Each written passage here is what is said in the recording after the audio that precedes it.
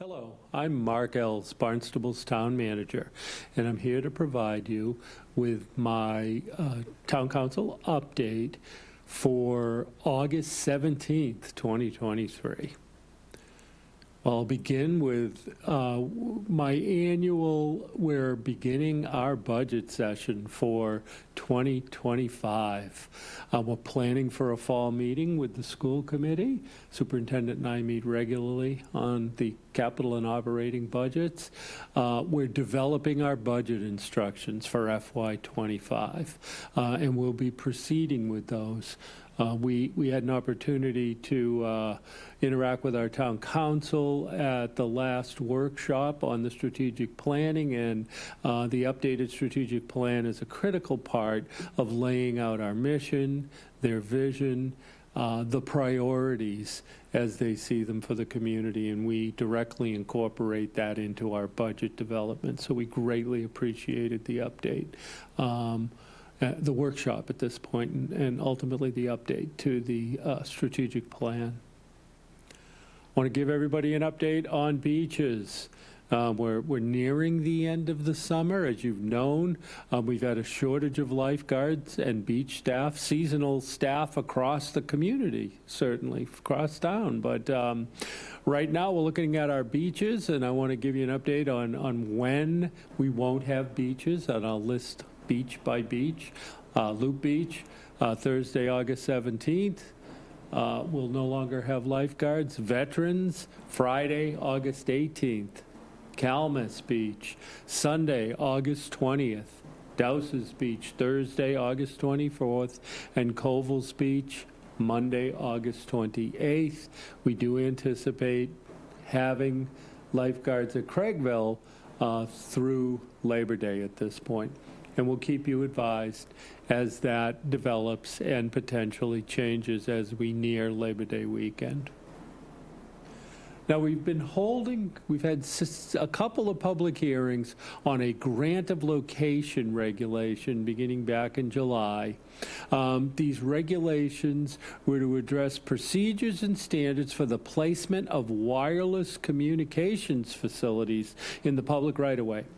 The full text of the proposed regulations, revised to address the comments submitted in connection with our public hearings, can be found on our website.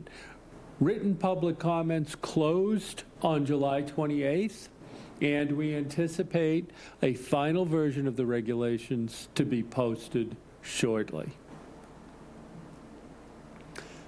A significant announcement from Mass Department of Environmental Protection is that they issued a tentative denial of Holtec's application to modify its Massachusetts permit to discharge Pilgrim Nuclear Power Plant's contaminated waters used as part of their decommissioning process into Cape Cod Bay. We've worked with the town of Plymouth and the Association for the Preservation of Cape Cod to achieve this precedent-setting decision, tentative decision, relative to the Mass Ocean Sanctuaries Act and the Massachusetts Clean Water Act. Our legal department is preparing comments, and we'll be submitting them on this tentative denial on August 31st. That's the deadline. After we consult with the town of Plymouth and the Association for the Preservation of Cape Cod, and we'll keep you advised of our progress on this matter. On August 11th, 2023, Nina Coleman, the Director of Natural Resources, notified me that the beach management plan for the protection of piping plovers at Craigville Beach and Colville Beach for the Mass Endangered Species Act had been submitted to the state.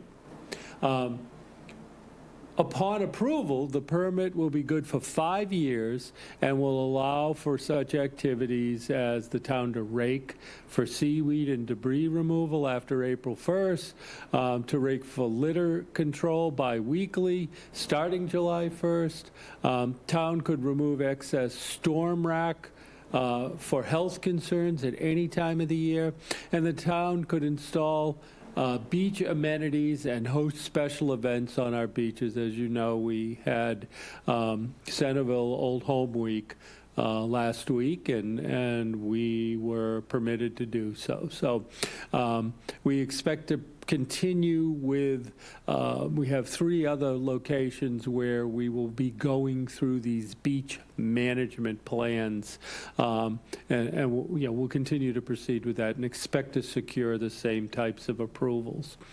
All these activities will require natural resources staff to monitor the piping plovers and report to the Natural Heritage and Endangered Species Program at the end of the season, and Director Coleman has provided an update regarding the filing of this report. So if you want to go online, you can certainly take a look at that. If you can't find it, reach out to us and we will direct it to you.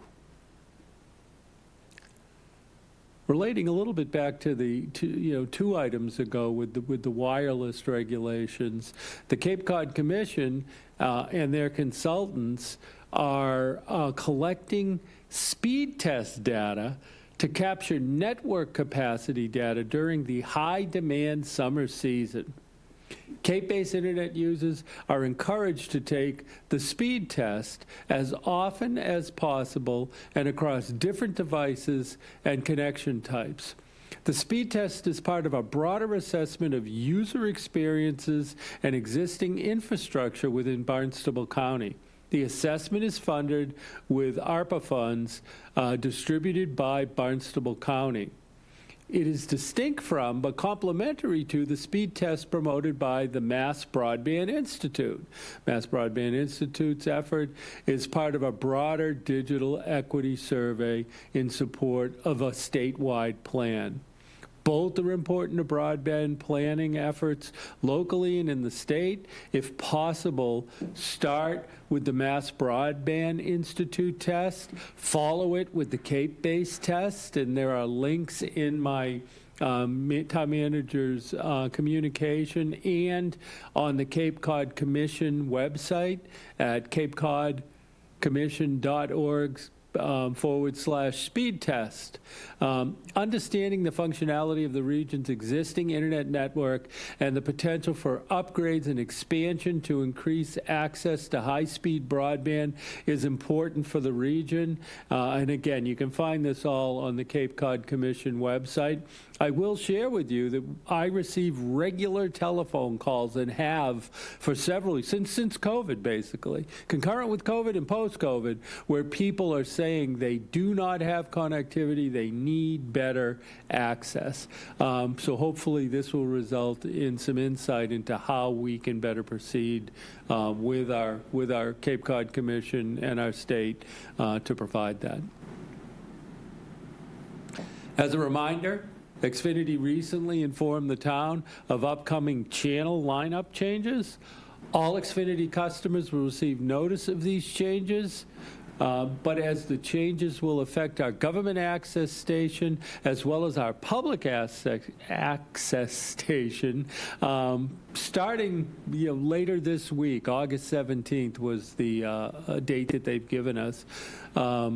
It'll no longer be found, but the Barnstable Government Access Channel will no longer be found on Xfinity Channel 18.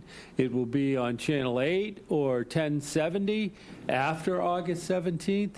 And again, we previously reported recent upgrades to the town's government access television station. Programming can be found in high definition on Channel 1072.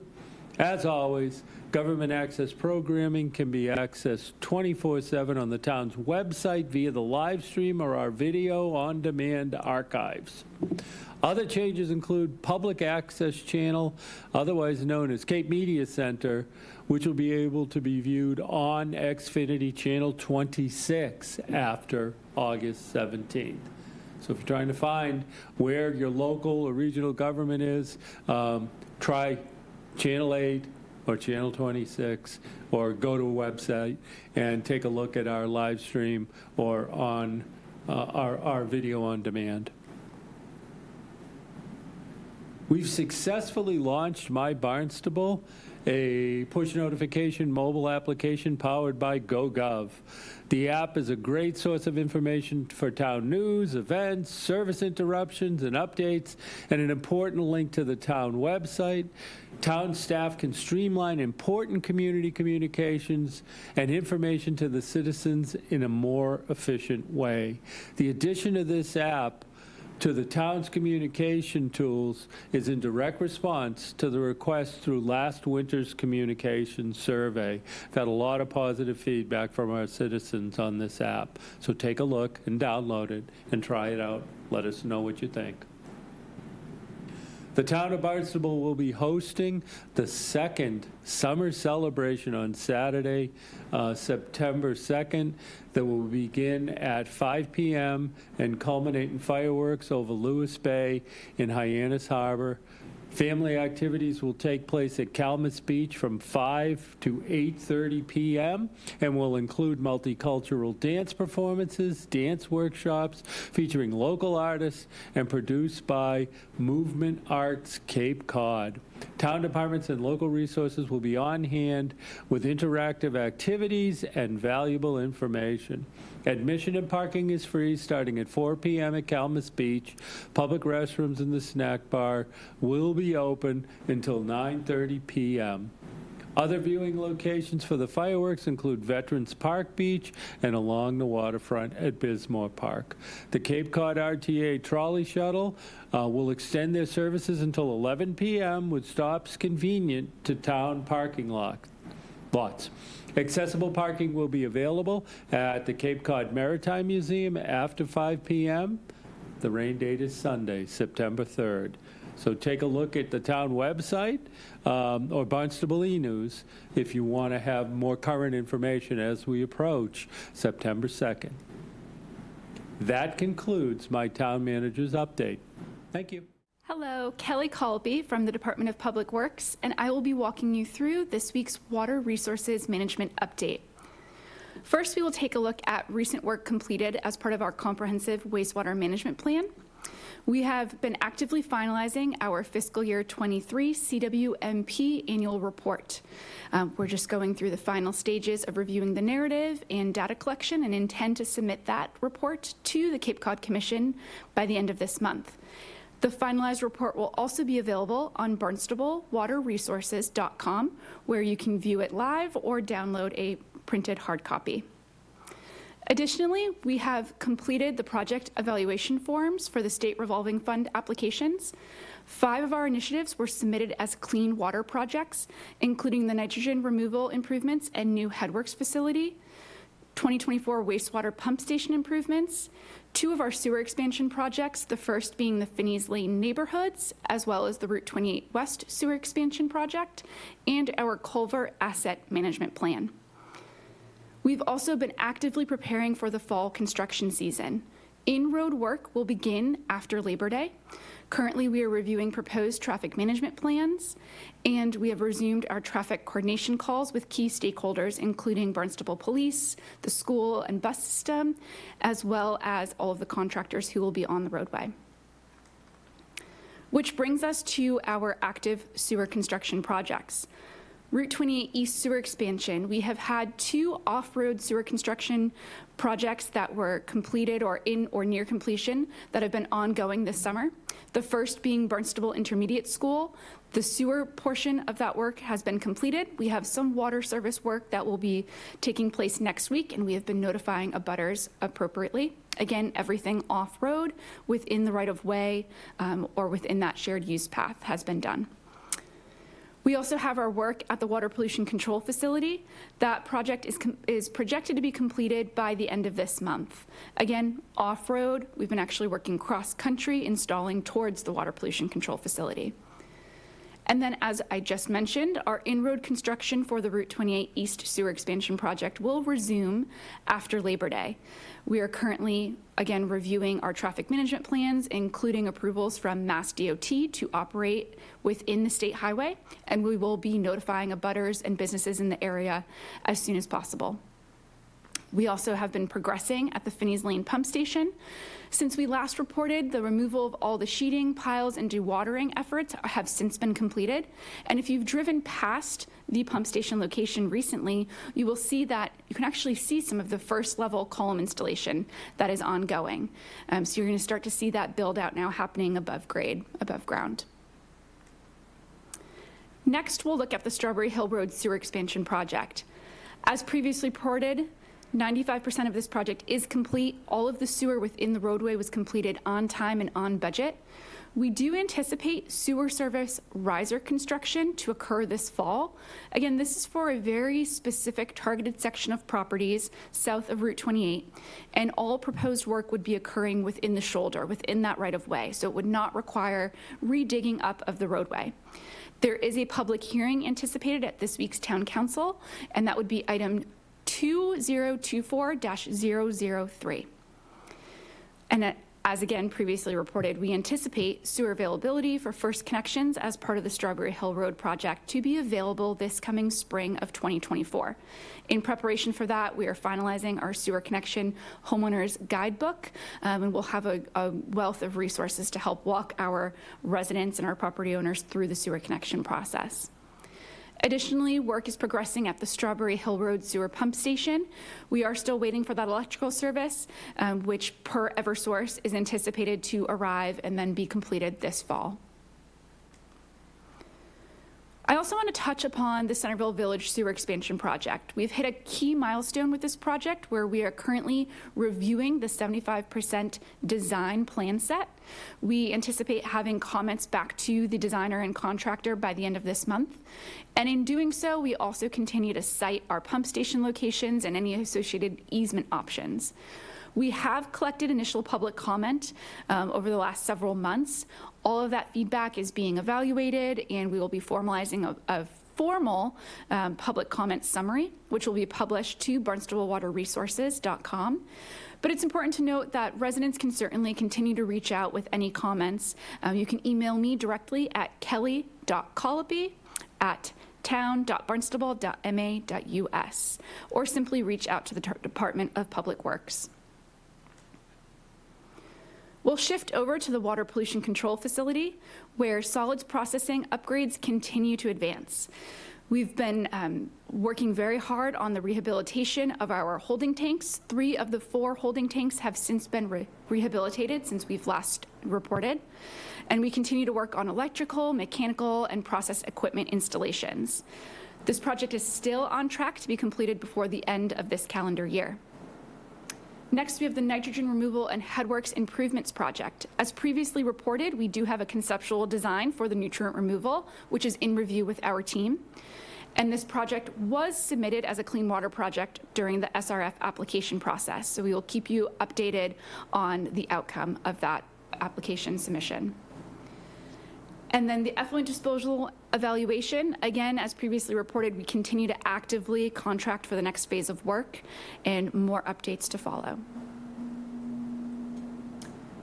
We will look at water quality monitoring to close. Obviously, water quality monitoring is a huge part of our CWMP, both with our ponds and lakes, but as well as our estuaries. In terms of our ponds and lakes, cyanobacteria monitoring will continue through September. We monitor at 27 ponds across the town of Barnstable. And as of the date of this report, we have 2 public health advisories, one at Long Pond, Marston's Mills, and one at Parker Pond, Osterville, and 1 pet advisory at Levels Pond in Katuitt. Those water quality monitoring reports for our ponds and lakes, as well as the advisories, can be found in multiple places. You can certainly check out the notifications on the My Barnstable app, and then also on barnstablewaterresources.com under the water quality monitoring section. We include a look at what these advisories, public health versus pet advisories, what they mean, what to look for, as well as provide links to the APCC with their full cyanobacteria monitoring map.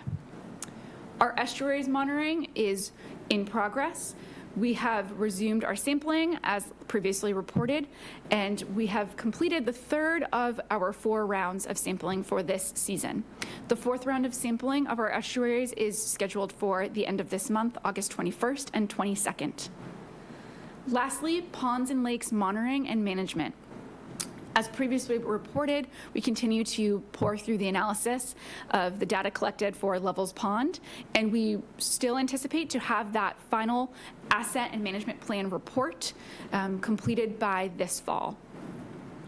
The Conservation Commission hearing for the Long Pond Marston's Mills Floating Treatment Wetland Pilot Study notice of intent has since been completed, and we are on track for deployment anticipated for this coming spring 2024.